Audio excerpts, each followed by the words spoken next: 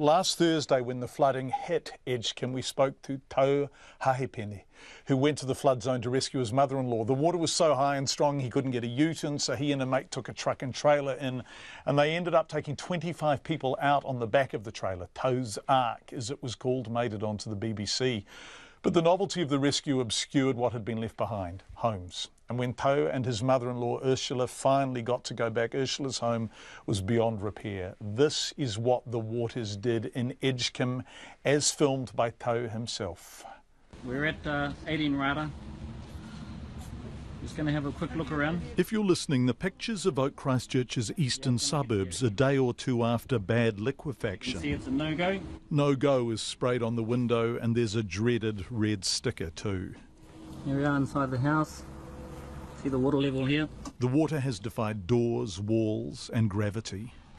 Quite devastating there, Ursula. Oh, just stuff that's flooded from the bedrooms to the house.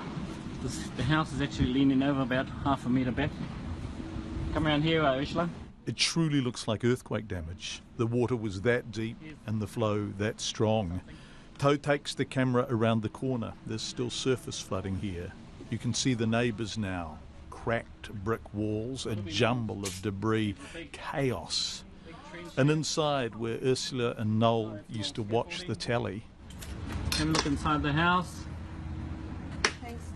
Oh, there's a picture of me and my wife, nice and safe. Aaron is marching girls. TV's had it. TV's had it. Almost everything's had it. And it gets worse. So the back of the house has actually dropped about 2 metres. Big trench there. This is going to be a major repairs. If you've ever lived through a flood, you know this.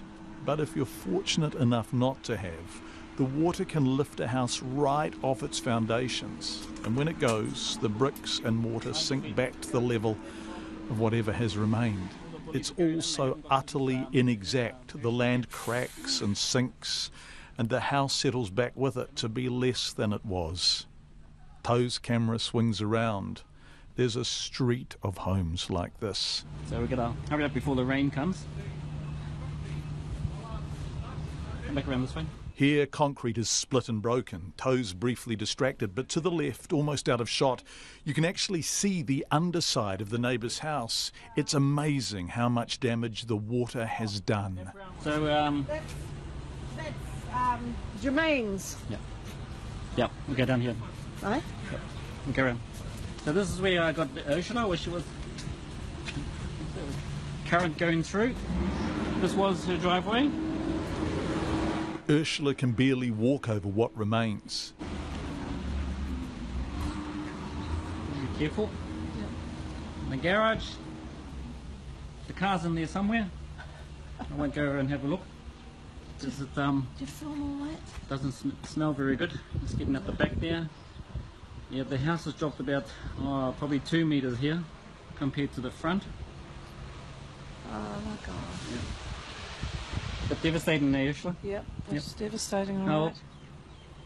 it's all come to life now. It's like the rivers in the backyard. Yeah. And it is. The house leans so steeply, it's illogical. And inside... Doesn't smell very nice in here. So, yeah. It's just mud everywhere. Mud. Is my washing machine still there? Washing machine's there, but it's washing upside down. It'll be detached. Yeah. Where's your breakfast? Oh, your breakfast is still there? Breakfast is still on the bench. Oh yeah, come on, we can go and have breakfast. Oh my God. Late this morning, our cameraman Bradley White and our reporter Zach Fleming went to Ursula's street, Rata Street. Thick mud still carpets the ground. Fences are raised in the air. Carports, garages, homes are broken. Many homes yellow or red stickered. The prognosis is grim. This afternoon, Economic Development Minister Simon Bridges got a first-hand look at the street and the house Ursula has called home for 45 years. Excuse me, Minister. What do you think when you're looking at this? Oh, it's incredibly sobering to see what's happened, literally how the land's opened up, the water's come in. I mean, you can just imagine what the homeowners of these places think when they see the devastation and see, their castle where they've, lived probably for a long time is in complete devastation. So it's incredibly sad and sobering. Compared to what you're expecting, what is it? Well, look, this actually looks worse. I think I've seen it from the air now, but to see this on the ground, I obviously expected the flooding, but what you see here is more than that. It's devastation of these homes. They're ripped up. These locations here have literally got a river coming through them. So it's a very sad, you just imagine what the owners are thinking. And many of them are no-go zones at the moment, we can see on those houses right there. Well, look, in these cases, literally, realistically, these houses, that doesn't look like that's repairable, that's got to go. And it's got to be a very big job to get back to some sort of normality here for residents. Simon Bridges speaking to Zach Fleming outside Ursula's home. Ursula is now staying with Tau and his wife in Whakatane. Her house appears to be a write-off. As you saw, treasures have been lost, some of them replaceable, some not. Photos, school stuff from the kids that Ursula kept because it was too lovely to part with. DVDs of her daughter marching at the Edinburgh tattoo, the stuff that matters in a family.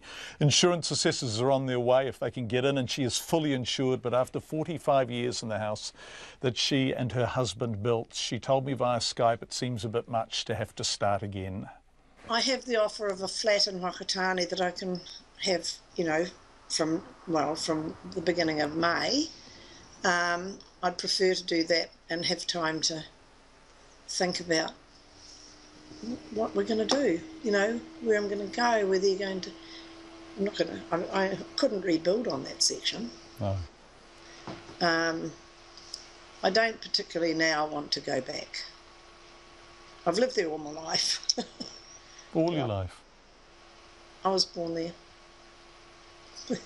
In Thornton. Wow. So. And do you think other people in Edgecumbe are feeling like that? Because I'm sure. You had 2004, now you've got 2017, more bad weather is coming. Are there people who were thinking, gosh, we love this place, but maybe we can't go back to it? Yeah, the family have always said to me, "Oh, Mum, you need to shift into Whakatane and you need to sort of sell the house." I didn't really want to go. I wouldn't have gone. I'd have stayed, I'd have been there. But, yeah, now I just think probably Whakatane is the best place for me to go. And if if I've got temporary accommodation, it'll give me time to decide what I want to do, really. Yes, so many people are in that position, aren't they? Trying to decide what to do, where to go, what their future is. And I know you've been really concerned about your entire community there.